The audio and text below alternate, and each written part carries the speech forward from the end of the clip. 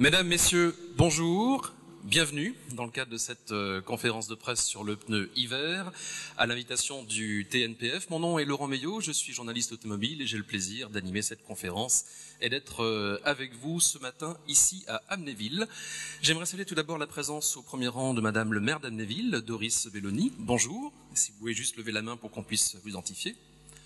Merci d'être parmi nous. Remerciements également, bien sûr, au propriétaire du Snow Hall d'Amnéville qui nous accueille ici ce matin. Vous le savez, c'est la plus grande piste de ski indoor du monde, 620 mètres de long, 35 de large et 90 mètres de dénivelé. Et vous le verrez, c'est un site exceptionnel qui va être vraiment idéal pour les tests qu'on a préparés cet après-midi. En introduction, j'aimerais saluer simplement le Républicain Lorrain qui a eu la bonne idée de faire sa une aujourd'hui sur justement la situation hivernale. Alors, je vais simplement montrer à la caméra qui se trouve juste à ma droite.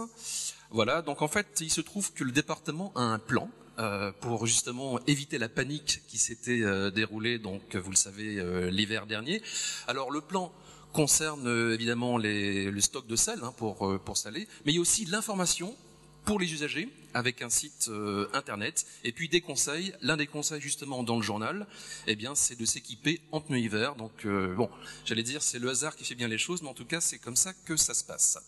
Alors à mes côtés se trouve Jean-Jacques Almont qui est le président du TNPF, c'est la puissance invitante. Bonjour. Oui, bonjour Laurent Meillot. Pas trop le trac, ça va? Un peu malgré tout. Alors, une question qu'on peut se poser, parce que, évidemment, tous ceux qui sont venus ce matin en train depuis Paris se disent, mais qu'est-ce qu'on fait là? Est-ce que c'est pas, finalement, une nouvelle opération de lobbying des fabricants de pneus pour vendre, tout simplement, plus de pneus hiver? Non, alors bien sûr, il ne s'agit pas d'une opération de lobbying, mais ce que nous voulons éviter, c'est qu'effectivement, on observe à nouveau ce phénomène de blocage des routes en hiver. Donc vous n'avez pas envie de voir à nouveau un titre à la une du Républicain Lorrain, par exemple? Non, par exemple. Et nous pensons qu'effectivement, les fabricants de pneumatiques peuvent aujourd'hui proposer de nouveaux pneumatiques qui répondent mieux à ces contraintes de circulation hivernale. Alors bien sûr, il ne s'agit pas d'une solution miracle, il n'y a pas de miracle dans ce domaine. Néanmoins, il y a un apport technique. Nous pouvons apporter une solution technique qui va contribuer à améliorer ces situations existantes avec des pneus qui sont beaucoup plus performants, qui seront plus performants en termes de sécurité et de viabilité sur la route. Alors j'aimerais juste qu'on voit à l'écran la slide suivante avec donc les images, ce qui s'était passé l'hiver 2010, vous en souvenez, évidemment toutes ces images de Français bloqués alors dans plusieurs régions de France. On vient d'en parler, c'est évidemment pas très drôle. Cela dit, pour se dérider un petit peu, je propose qu'on regarde l'image d'après. C'était évidemment pas très drôle pour ceux qui étaient, mais en tout cas, c'est toujours comme pour les manifestations, il y a les chiffres de la police et puis les chiffres de la réalité. Bon voilà, ça c'était, je dirais, le petit clin d'œil. Alors, on est donc ici à l'invitation du TNPF. Qu'est-ce que c'est exactement que cet organisme ? Alors, pour décoder, le TNPF, travaux de normalisation des pneumatiques pour la France. Alors, qu'est-ce que ça veut dire? C'est tout simplement... Et pendant ce temps, on va voir à l'image, bien sûr, le logo avec les différents partenaires. Alors, ce sont effectivement le TNPF, je résumerai en disant que c'est la voix des fabricants de pneumatiques en France. Donc, le TNPF, vous voyez effectivement toutes les grandes sociétés qui sont fabricants de pneumatiques en France et qui sont adhérents de notre association. Alors, on a deux axes de travail. D'une part, un premier axe qui consiste à éditer, à publier un certain nombre de recommandations concernant l'utilisation, l'usage, l'entretien des pneumatiques. Et on a un deuxième axe qui est un axe à caractère réglementaire, en fait, où finalement on travaille dans deux orientations. Tout d'abord, on essaie d'identifier quels sont les problèmes qui peuvent se poser lorsque l'on est confronté à une nouvelle réglementation. Et ça, l'application concrète d'une nouvelle réglementation, quels sont les problèmes qui se posent. Et on a un nouvel axe aussi qui consiste à dire, une nouvelle orientation qui consiste à dire, effectivement, nous pouvons identifier les besoins de nouvelles réglementations par rapport à l'existant. Concrètement, nous sommes en situation parfois d'analyser le fait que le code de la route devrait évoluer, qu'il devrait prendre en compte certaines nouvelles contraintes. Et par exemple également dans le domaine du contrôle technique. Voilà un peu les domaines dans lesquels nous travaillons. Très bien, merci pour cet aperçu. Alors puisqu'on parle de pneus hiver, est-ce que tout le monde ici dans cette salle sait ce que c'est qu'un pneu hiver? Levez la main ceux qui savent ce que c'est qu'un pneu hiver. Bon, ça ce sont tous les professionnels. Par déduction donc, je vais aller voir dans le public quelques personnes qui ne sauraient pas exactement ce que c'est pour savoir justement, comment ils le définiraient. Est-ce que vous permettez, Madame le maire, que je vous pose la question, parce que dans votre région, vous êtes confronté à la neige. Si je vous dis pneus hiver, qu'est-ce que vous me répondez? C'est mon mari qui les installe sur la voiture. Ah, voilà une bonne réponse. Bravo, bravo. Alors, parmi les journalistes présents, il y a un vieux complice, là, Jacques Samanins, que j'ai retrouvé avec plaisir tout à l'heure. Jacques, le pneu hiver, ça t'inspire quoi? Les clous, trophée Andros. Basta. C'est tout. Parce que tu étais dans le domaine de la compétition, donc c'est ce que tu voyais sur les circuits en fait. Exactement. Donc, non, je viens découvrir le pneu hiver.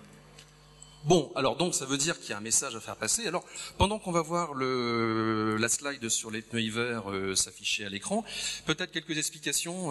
Jean-Jacques Calmont, Alors, le pneu hiver c'est quoi? Alors, le pneu hiver, vous avez effectivement 2 slides à l'écran.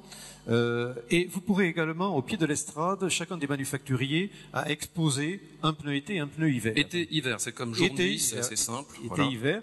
Donc, sur le slide, on peut constater qu'effectivement, les profils de sculpture sont différents du pneu été et du pneu hiver. Qu'est-ce qu'on constate? Vous remarquerez qu'il y a, sur les pneus hiver, des pavés de gomme, ce qu'on appelle des pavés de gomme. Il y a beaucoup de creux, ce qu'on appelle nous un taux d'entaillement. Donc il y a beaucoup de creux dans la sculpture.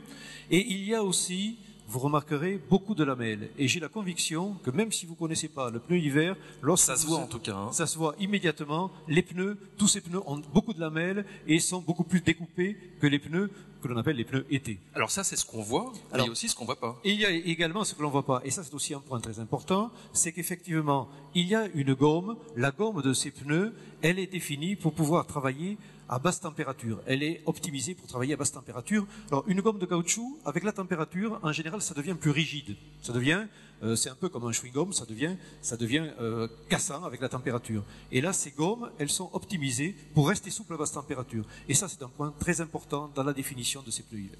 Alors des fois, quand on parle de pneu hiver, on dit pneu neige. Enfin, on confond souvent. Alors c'est vrai que le pneu hiver permet de rouler sur la neige, mais pas que.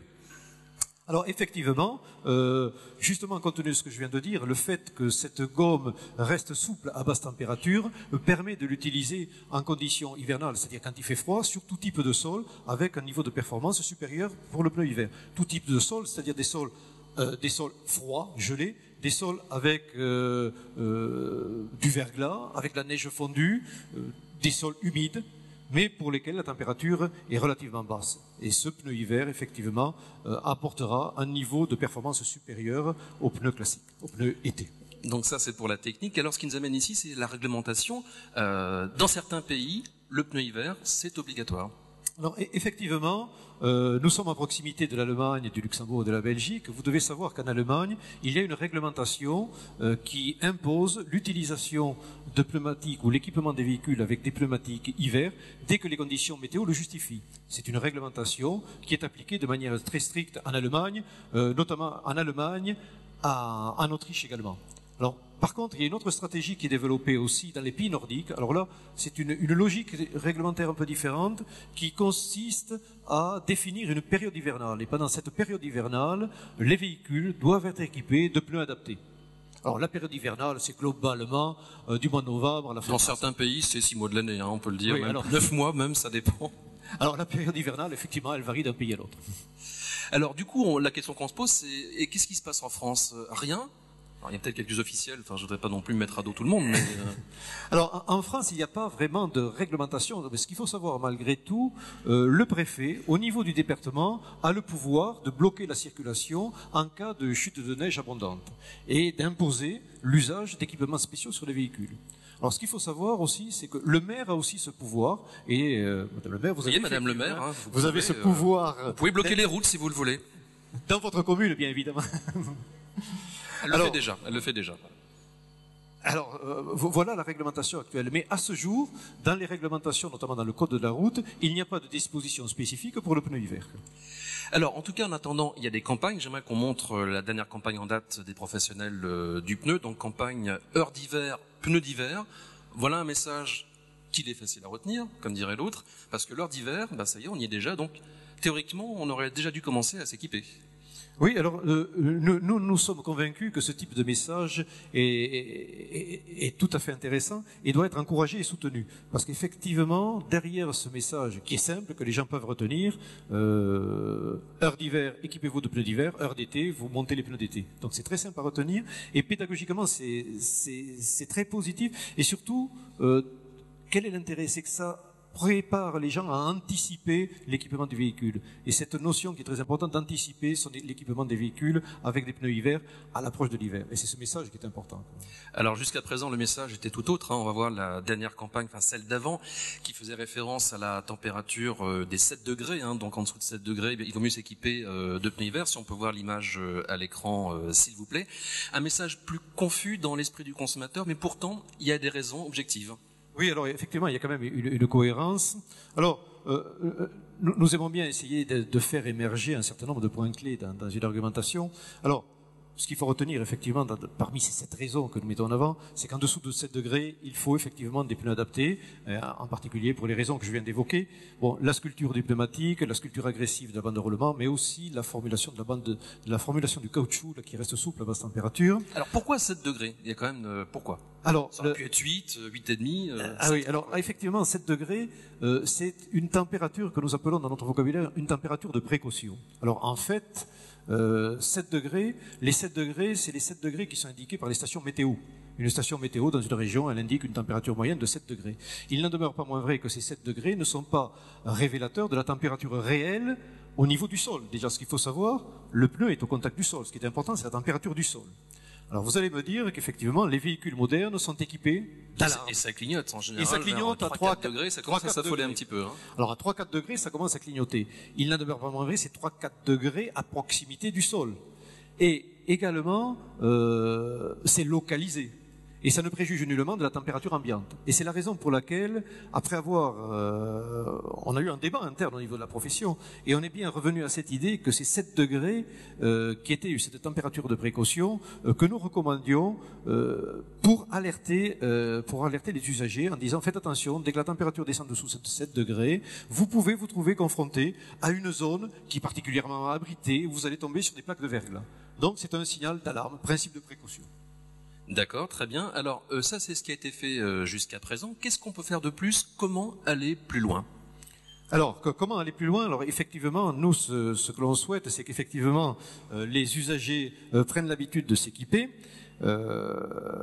Alors, qu'ils prennent l'habitude de s'équiper en pneus d'hiver. Alors, le journal d'aujourd'hui... Avant l'entrée de l'hiver, alors voilà. Avant l'entrée de l'hiver, effectivement, le journal Le Républicain Lorrain... là, c'est un bon signal d'alarme. C'est un bon signal d'alarme, effectivement. Et nous, le message que l'on veut passer pour éviter, effectivement, ce que l'on a pu observer dans le passé, surtout que les usagers s'équipent de pneus hiver bien avant l'alerte météo et avant que la neige commence à tomber, parce qu'effectivement les gens qui se précipitent chez les revendeurs le jour où il commence à neiger, c'est pas une bonne solution et c'est pas facile de répondre à leur attente. Effectivement, s'il y a des files devant les revendeurs de pneumatiques, c'est pas très bon.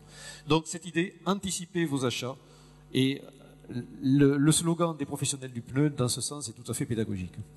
Alors venons-en maintenant à ce qui nous amène aujourd'hui, car la nouveauté, c'est ce que vous allez voir donc à l'écran, un nouveau logo qui concerne le pneu hiver. Il s'appelle 3P MSF.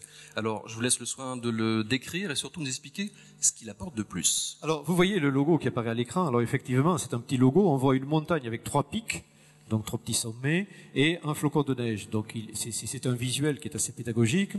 Alors donc à quoi il correspond ce logo? Alors ce logo, ce logo qui est gravé sur le flanc du pneumatique, il signifie que le pneu a été homologué après avoir passé un test. Parce que c'était pas le cas avant. Et ce n'était effectivement, et c'est ce qui est nouveau aujourd'hui, c'est que le 3P MSF, nous dans notre vocabulaire on parle du 3P MSF, de ce fameux logo, va devenir obligatoire pour tous les pneus qui sont mis sur le marché.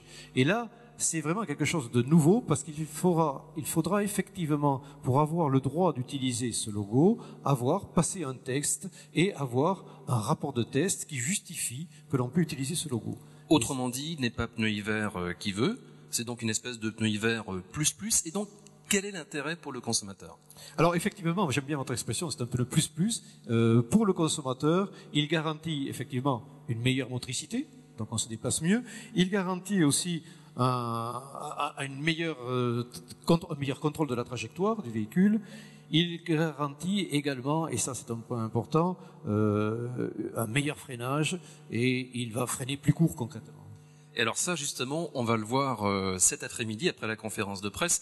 On va voir à l'écran le protocole des tests qui vous attendent cet après-midi. Alors, ils sont au nombre de 3.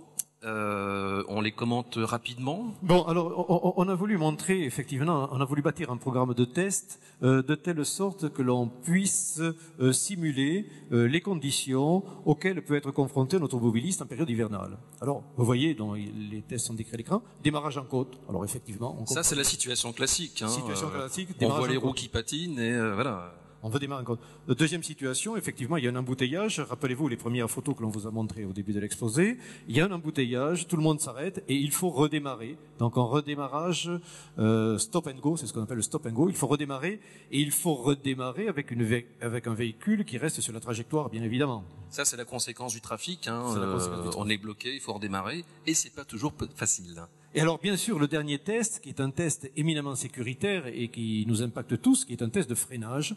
Et on va vous montrer, effectivement, on va essayer de vous montrer la différence qu'il y a dans un test de freinage entre un véhicule équipé avec des pneus été et des pneus hiver. Alors, je précise que ça se fera donc avec des véhicules du marché, des pneus de série, hein, ce ne sont pas des pneus fabriqués ou adaptés pour cette démonstration. Et surtout, vous aurez l'occasion également de monter dans les voitures un peu plus tard dans l'après-midi. Alors donc, on a bien vu, le souhait, c'est de montrer que ces nouveaux pneus, ça apporte quelque chose. Ce que vous souhaitez, c'est que la législation évolue pour tenir compte, justement, de ces nouveaux pneus hiver. Alors, ce que l'on souhaiterait, c'est qu'effectivement, le code de la route prenne en compte ces nouveaux pneus hiver avec le logo 3PMSF. Et donc, il en utilise, et que le code de la route permette l'utilisation de ces pneumatiques en tant qu'équipement spécial. C'était ça la première revendication que l'on souhaitait. Ce qui veut dire que concrètement, un automobiliste qui serait équipé avec ces pneumatiques n'aurait pas besoin de s'équiper avec des chaînes lorsque les conditions l'exigent. Alors, faisons-nous l'avocat du diable. Il y a des Français qui pourraient se dire, mais au fond, il neige pas non plus tous les jours en hiver. Il y a des chaussettes qui sont encore plus faciles à mettre que des chaînes neige, par exemple. Est-ce que c'est vraiment nécessaire de s'équiper avec ces nouveaux pneus? Alors, on ne peut nier effectivement que les chaînes ou les chaussettes peuvent répondre, amènent une réponse ponctuelle, mais néanmoins sur une distance limitée. C'est-à-dire concrètement, on doit stationner pour monter ces chaînes. On doit aussi stationner pour démonter les chaînes. Et ça, ce sont effectivement des exercices qui sont parfois un peu périlleux et c'est pas toujours très facile. Alors, ce qu'il faut voir aussi, alors ça c'est l'aspect un peu logistique, mais l'aspect technique, un véhicule équipé avec des chaînes, d'un point de vue vitesse, a une vitesse limitée. Et d'autre part, ce qu'il faut savoir, c'est que dès que la neige commence à évoluer, les performances, les chaînes perdent de leur efficacité. Notamment si la neige se transforme en verglas, et notamment également lorsque la neige fond. Rouler avec un véhicule, rouler sur du goudron avec des pneus sur lesquels on a fixé des chaînes, c'est pas très agréable et ce n'est pas très confortable. Et en plus, et ça d'un fait point du de vue bruit. sécurité, c'est pas extraordinaire.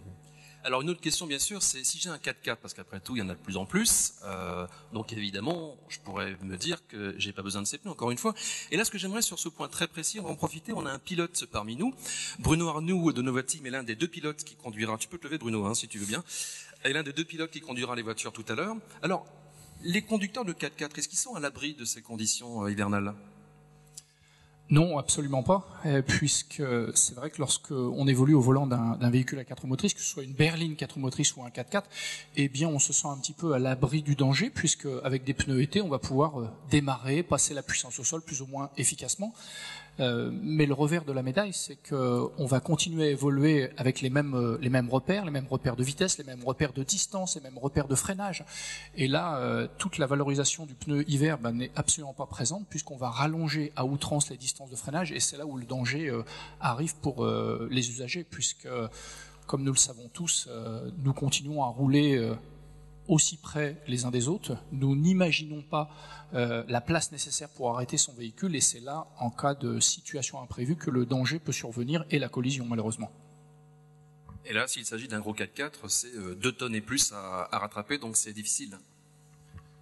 Oui, bien sûr, un 4x4, on le sait tous, c'est un véhicule qui est très lourd, c'est un véhicule qui a de l'inertie, c'est un véhicule qui rallonge énormément les distances de freinage par rapport à une berline traditionnelle, et c'est vrai que pour un conducteur inexpérimenté, c'est complètement impossible d'imaginer la place nécessaire pour arrêter son véhicule. Et sans équipements spéciaux, c'est malheureusement impossible de s'en sortir, même si le conducteur n'a pas la volonté, bien sûr, de rouler d'une manière excessive. C'est simplement une méconnaissance des conséquences possibles. Dernière question, pendant que je vous ai sous la main, Bruno. Quelques conseils de pro, comment se comporter lorsque l'adhérence devient plus précaire sur les routes en hiver? Rester extrêmement vigilant tout le temps. Ceci dit, c'est vrai que l'environnement qui est extrêmement déstabilisant prête justement à ce niveau de concentration, mais techniquement pour adapter son comportement, il faut avoir les yeux partout, bien maîtriser l'environnement de son véhicule, surtout par rapport à nos éventuelles habitudes de conduite, c'est toujours porter son regard dans la direction où on veut emmener son véhicule. Et ça, quand on y réfléchit, c'est difficile à faire parce qu'un conducteur inexpérimenté a toujours tendance à regarder droit devant lui, dans l'axe de son véhicule, toujours à peu près à la même distance. Donc ça est complètement impossible d'anticiper sur le profil de la route ou l'environnement direct du véhicule. Ensuite, il faut absolument augmenter ces intervalles de sécurité avec les véhicules qui nous précèdent. Il faut déclencher son freinage beaucoup plus tôt qu'à l'ordinaire. Et ça, vraiment, d'un point de vue intellectuel, c'est compliqué à faire parce que malheureusement, nous avons du mal à changer ces repères de conduite par méconnaissance, tout simplement. Merci. Applaudissements pour Bruno Arnoux, s'il vous plaît. L'un des deux pilotes qu'on retrouvera cet après-midi. Un point très important, Jean-Jacques Almond, c'est la conséquence en matière de salage, parce qu'évidemment, qui dit plus de pneus hiver, dit moins de sel sur les routes. Alors, effectivement, il y a un certain nombre de chiffres qui sont spectaculaires.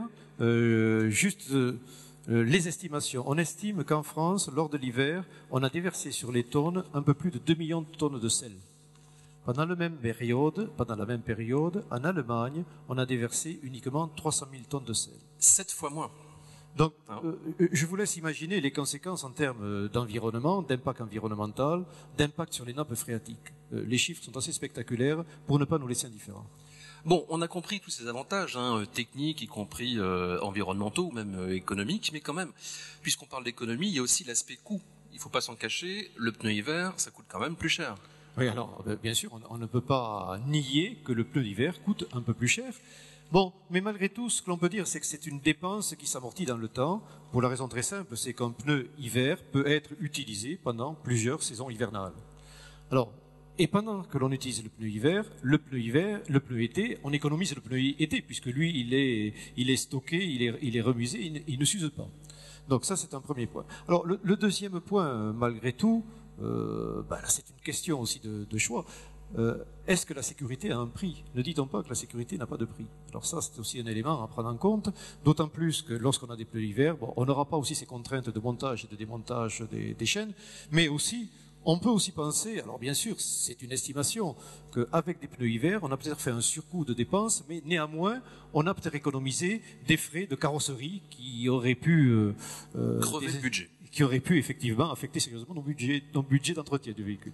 Alors sur ces questions de budget, je retourne une fois de plus dans le public. J'aime bien, vous voyez, aller, venir. Pour solliciter Clémentine Antunès, qui chez Goodyear est Madame Pneu Hiver, on peut vous qualifier comme ça, et vous avez une formule toute trouvée pour résumer le pneu hiver. En effet, moi j'aime bien comparer ce comportement au comportement qu'on pourrait avoir avec nos paires de chaussures. Quand on en est quelques-unes ou plusieurs, que l'on soit adepte ou non des paires de chaussures, ce qui est clair, c'est que on a forcément 2 paires de chaussures dans notre placard qui vont nous servir à des périodes bien particulières. La première qui va être notre paire de tongs pendant l'été, la seconde notre paire de bottes pendant l'hiver. Et d'une année sur l'autre, à l'été, je vais retrouver ma paire de tongs qui va me servir plusieurs années de suite parce qu'elle n'aura pas duré toute l'année. Voilà. C'est très gentil à vous parce que justement Clémentine a mis ses bottes, je ne sais pas si la caméra, allez-y qu'on voit bien vos bottes, voilà, qui ne servent donc que l'hiver, voyez, voilà. Alors j'aimerais à présent qu'on remontre le fameux logo donc de ce nouveau pneu hiver, donc le fameux logo 3PMSF qu'on voit maintenant à l'écran. Alors quelles sont vos propositions maintenant concrètement pour le TNPF ? Alors, ce qu'il faut rappeler, c'est qu'effectivement, ce qu'il faut bien rappeler et comprendre, c'est que ce logo va devenir obligatoire à compter du 1er novembre 2012, puisque tous les nouveaux pneus qui seront mis sur le marché devront avoir ce logo. Alors, je précise également, et on le voit sur le schéma, le logo devra être gravé sur les flancs. Alors, ce que nous souhaitons, c'est qu'effectivement, ce pneu hiver, qui serait ainsi défini, soit reconnu par le code de la route en tant qu'équipement spécial et que la signalisation évolue en conséquence. Alors, ce que nous proposons également, c'est que l'on puisse identifier sans ambiguïté les véhicules qui seraient équipés avec ces pneumatiques, alors soit avec un macaron qui serait posé, qui serait fixé sous le pare-brise, soit avec un disque à l'arrière, de telle sorte que les véhicules soient identifiés aisément par les forces de police et puissent circuler librement. Alors on en arrive déjà à la fin de cette conférence, on a voulu que ce soit relativement court pour justement laisser un petit peu plus de temps à d'éventuelles questions. On va en venir au message clé qu'on va voir apparaître à l'écran, donc ce qu'il faut retenir, l'essentiel de votre message ce matin. Alors, le premier message, qui est un message de bon sens et de communication, il ne faut pas attendre que la neige tombe pour s'équiper en pneus hiver, et le journal local reprend effectivement ce message, on ne peut que s'en réjouir. Ces pneus pourraient être recommandés à l'entrée de l'hiver. D'autre part, nous, en tant que manufacturiers, nous nous engageons effectivement sur des performances de ces pneus qui auront ce logo réglementaire. Alors, il faut retenir aussi que le pneu hiver, il est plus efficace que les chaînes pour les raisons que j'ai pu évoquer. Et je crois aussi, le message qui s'inscrit sur le long terme, c'est qu'effectivement, on assiste à une évolution de la réglementation, et la réglementation, elle va tirer les performances des pneumatiques vers le haut, c'est-à-dire que les pneus, tous les pneus hiver, à court terme, auront un niveau de performance minimal. Donc ça, on change un peu la situation telle qu'elle existait aujourd'hui, et on tire le marché vers le haut pour un peu plus de sécurité pour les automobilistes. Merci et applaudissements pour Jean-Jacques Almond, dont c'était la première apparition en public. Il y a eu quelques répétitions avant, on ne s'en cache pas. On en arrive donc à la séance des questions-réponses. Je vais simplement donc, bien sûr, préciser que Jean-Jacques Almond est à votre disposition. S'il y a des questions très techniques sur la réglementation, ne vous inquiétez pas, il va y répondre. Mais on a également des représentants des différentes marques, membres du TNPF, ainsi que leurs assistants de communication. Si ces messieurs et dames du pneu veulent bien à la limite se mettre sur le côté pour qu'on puisse les identifier, peut-être en vous levant, et puis... Voilà, donc Michelin, Continental, Bridgestone, Kleber, Goodyear, Dunlop. J'ai oublié personne, Continental, voilà. Pirelli, bien sûr. Monsieur Ernesto Garcia a bien fait de me rappeler qu'il y avait aussi Pirelli.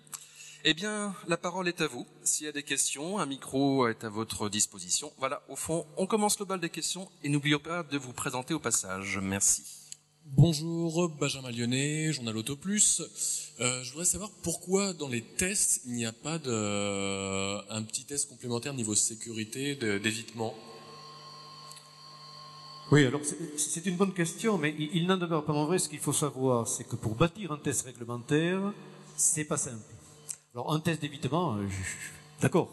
Il n'en demeure pas moins vrai que le test réglementaire, aujourd'hui, il prévoit le freinage, qui est un élément de sécurité, paramètre d'ordre 1. Mais vous avez raison sur le principe du test d'évitement. Néanmoins, mettre au point un test d'évitement, croyez-moi, les manufacturiers, nos collègues des différentes sociétés, toutes les sociétés ont des tests d'évitement, mais de là à normaliser un test d'évitement, franchement, c'est pas facile. Cela dit, pourquoi pas, il n'y a pas d'élan, on ne les a pas trouvés. En revanche, il y avait des skieurs hier quand on a fait les répétitions. C'est peut-être quelque chose qu'on pourrait imaginer pour une prochaine fois, je ne sais pas.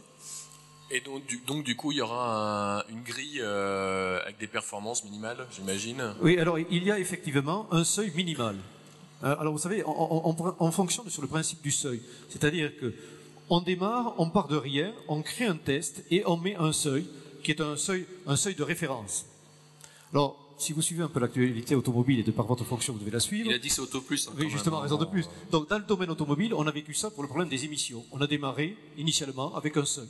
Puis, avec le temps, le législateur est devenu plus sévère et en laissant aux industriels le temps de s'adapter. Aujourd'hui, pour le pneu hiver, on démarre avec un seuil. Il y a eu l'étiquetage pour le pneu là qui est en application d'ailleurs, c'est aussi l'actualité ça, l'année prochaine. Donc, c'est l'année prochaine, ça va. Voilà, donc on peut imaginer qu'avec le temps peut-être ça va être pareil. Et donc ce sera fait par un organisme extérieur ou en interne sur une piste chez l'un, chez l'autre. Alors, ce qu'il faut voir, ça s'inscrit dans le processus d'homologation. Alors, c'est fait effectivement, ça peut être fait dans un organisme extérieur, un service technique qui est officiellement mandaté, ou effectivement, les services des manufacturiers peuvent avoir reçu un agrément pour faire ces tests. Si vous voulez compléter, nos amis du pneu, n'hésitez pas. Bon, alors, y a-t-il d'autres questions, s'il vous plaît? Oui. Oui, bonjour, Yves Velon, le Dauphiné libéré. Juste un petit renseignement sur le logo qui va être apposé, c'est seulement une directive française ou européenne? Non, c'est une réglementation européenne. Alors, ça va même un peu plus loin, puisque c'est une réglementation, donc règlement européen, mais c'est aussi un règlement des Nations Unies dans le cadre de la réglementation internationale des véhicules. C'est pas américain d'ailleurs à l'origine, Alors, le logo 3PMS initialement, le logo a été développé par Peak Mountain Snowflake. Okay. L'association professionnelle des manufacturiers américains. Et ça a été un problème un peu complexe parce que nos sociétés font des pneus mondiaux et on a eu tout un travail d'équivalence entre le test américain et le test européen. Merci, monsieur. Marco Candelo, Liseo Online Media Group. Comment vous imaginez la coexistence entre l'ancien marquage, au moins, marquage M+S et les nouveaux marquages 3P? Alors effectivement, on va avoir une période de transition. Ce qu'il faut savoir malgré tout, c'est que le nouveau marquage, le marquage 3P MSF, a été décrit, est déjà décrit dans un règlement européen qui a été publié au mois de mai. Donc un règlement européen, il s'impose à tous les États européens en fait. Il n'en demeure pas moins vrai que le marquage M+S était initialement instauré dans une directive qui est une directive de 1992 et on a une période de transition où on va avoir les deux marquages. Mais il y a tout un travail qui est fait au niveau des autorités réglementaires pour bien jalonner cette période intermédiaire. Il n'en demeure pas moins vrai que le pneu M+S, on peut très bien avoir des pneus M+S qui, d'un point de vue de performance, passeraient le test. Et là, il y a une question de choix au niveau des manufacturiers. Est-ce que ces pneus qui passeraient le test, les manufacturiers qui les mettent sur le marché n'ont pas intérêt à refaire une homologation avec le 3P MSF? Ça, c'est un choix stratégique des manufacturiers. Mais on a une période de transition, c'est vrai. Il n'y aura pas de prime à la casse comme ça se fait parfois, on change un ancien. Alors, à ma connaissance, c'est pas prévu, mais bon. La légende du pneu, ils s'y attendaient pas du tout. Vous savez, on peut tout imaginer, mais enfin, bon. Tout est possible, comme dirait l'autre. Merci. Est-ce qu'il y a d'autres questions, s'il vous plaît? Bon, on s'en tient là. De toute façon, bien sûr, Monsieur Almont est à votre disposition. Toutes les marques membres du TNPS sont à votre disposition. Et surtout, j'allais dire, rendez-vous tout à l'heure pour le clou du spectacle. Ce sont les fameux essais sur piste à partir de 14h. Vous verrez donc des véhicules côte à côte avec des pneus été, des pneus hiver, les trois fameux tests qu'on a définis tout à l'heure. Peut-être un évitement, si involontaire, pour peut-être se mettre entre deux voitures. On verra tout à l'heure. Merci et à plus tard. Merci.